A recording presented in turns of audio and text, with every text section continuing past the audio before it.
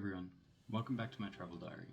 So today's episode is going to be a bit of a unique one, where I'll be showing you two really special destinations. The first is actually one of the main reasons why we came to Japan to come and see my wife's family. You see, her grandfather on her dad's side had actually been quite ill for some time, and unfortunately a few months back he actually passed away. So one of the reasons for this trip was actually to come and lay his ashes to rest. So our first stop for today was to a place called Otani Hombyou Temple in Kyoto. And this is actually where we were going to be laying her grandfather's ashes to rest during a Japanese funeral ceremony. To get the chance to be a part of the funeral ceremony for my wife's grandfather was a very special and humbling experience. I was very honored that her father wanted me to be a part of it. Now, as we were driving to Otani Hombyou, it was quite difficult to find parking, so we actually ended up entering from the side entrance to the temple. And as soon as you enter, you're just greeted with some amazing architecture.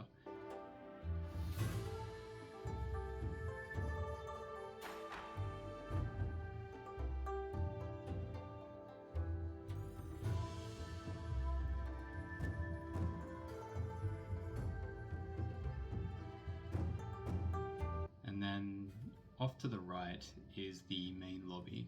Now that was our first stop once we got into Otani Hombyou Temple because we had to register for the funeral. On the way to the lobby of Otani Hombyou, we also met up with some more of my wife's family for the ceremony. Now, while everyone was waiting and getting everything prepared for the ceremony, I had a little bit of time to go out and explore the rest of Otani Hombyou Temple. So, Otani Hombyou is located in Kyoto, Japan. It has a rich history that dates back to the 13th century. Throughout its history, Otani Hombyou Temple has been an important religious and cultural center. It has played a significant role in prompting Judo Shinshu teachings and providing a place of worship and spiritual guidance, as well as a resting place for those that have passed. The temple itself has complex features, stunning architecture, and beautiful gardens. Otani Hombyou holds special ceremonies and events throughout the year, including funerals.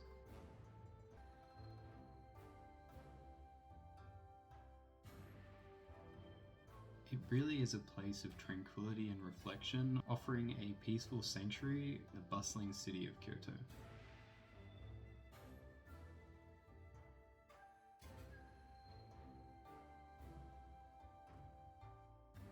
Now, because we were there for a funeral ceremony, I really didn't feel comfortable doing much filming while I was there, so the only areas I really filmed was the outside public areas.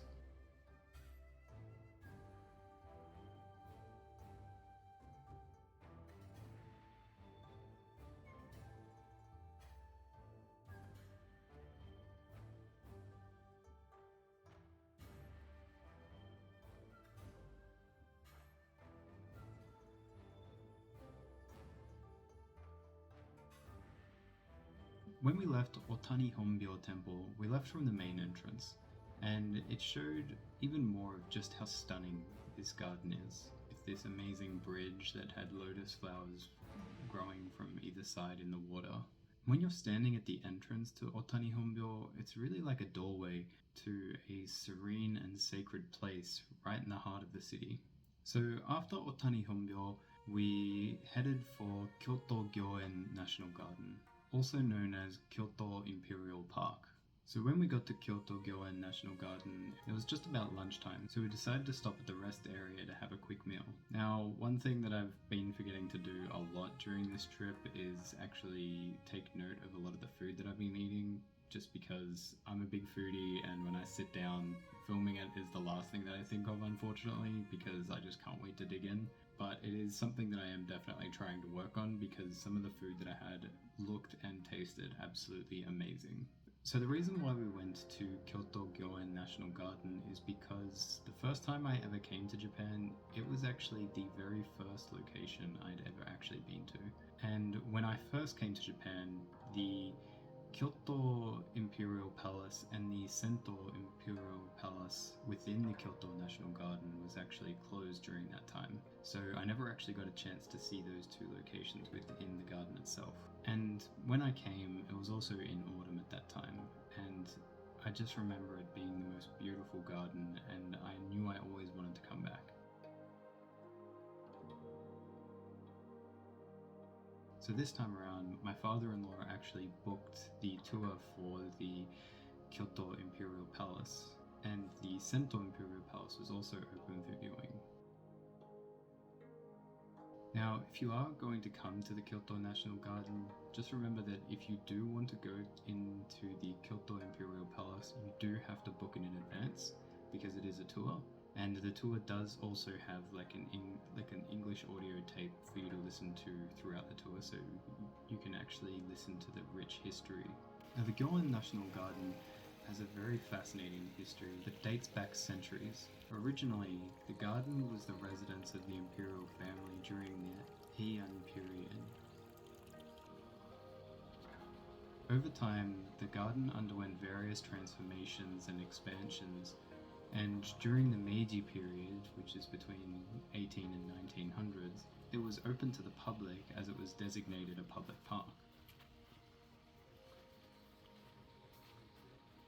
The park has further expanded, and during the Showa period between 1926 and 1989, it grew to its current size, which is approximately 63 hectares.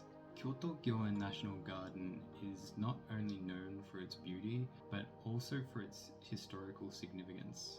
It encompasses several important historical landmarks, including the Kyoto Imperial Palace and the Sento Imperial Palace.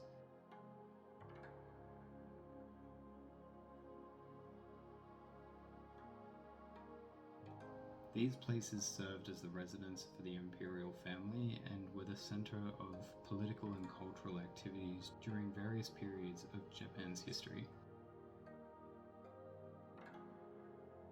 Today, Kyoto Gyoen National Garden is a cherished green space in Kyoto. It offers the locals and visitors alike a peaceful retreat from the city.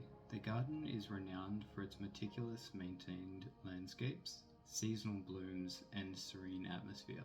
And it also serves as an important reminder in Kyoto's rich cultural heritage and is a must-visit destination, in my opinion, for nature lovers and history enthusiasts alike. I really hope that you enjoyed this video. These two locations are really important to me, and I feel like it's really amazing to see such open green spaces in the middle of a city, especially Kyoto Gyoen National Garden. It is just such a massive place. You could literally spend the whole day just walking around and you still probably wouldn't see everything that it has to offer. The only places that I showed in Kyoto Gyoen National Garden in this video was basically just the Imperial Palace as well as the Sento Imperial Palace, because they were the main two areas that I never got a chance to visit the first time I came. But Kyoto Gyoen National Garden has so much more to offer, and if you're lucky, you'll even see some stray cats wandering around as well. Which, for some reason, I always find personally enjoyable, just seeing a cat laying down on a shrine somewhere. Now, it really would mean so much to me if you could subscribe, like this video, and hit that notification bell for reminders. I'd really like to thank you all for joining me on this adventure, and I hope to see you all in the next episode of my travel diary, where I'll be exploring even more of Kyoto and doing a small hike around the city where I'll see multiple shrines. So I hope that you all look forward to that. So I hope to see you in the next one.